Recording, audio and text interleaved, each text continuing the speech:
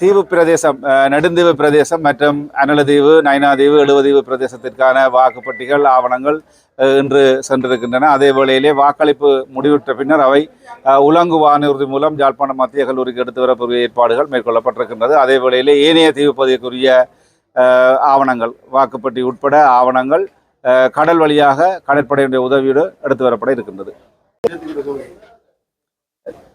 நாளை நடைபெறவுள்ள பாராளுமன்ற தேர்தல் தொடர்பாக யாழ்ப்பாணம் மாவட்டத்தினுடைய அனைத்து ஏற்பாடுகளும் சிறப்பான முறையிலே பூர்த்தி செய்யப்பட்டிருக்கின்றது. இன்று காலை 7 மணிக்கு சிரேஷ்ட தலைமை தாங்கும் உத்தியோகத்திலான கலந்துரையாடல் மேற்கொள்ளப்பட்ட நிலையிலே அவர்களுக்கான வாக்குப்பட்டி உட்பட வாக்குச்சீட்டு ஆவணங்கள் வழங்கப்பட்டிருக்கின்றது. காலை 8:30 மணிக்கு முதலாவது பஸ் யாழ்ப்பாணம் மத்திய கல்லூரியிலிருந்து புறப்பட்டு சென்றிருக்கின்றது.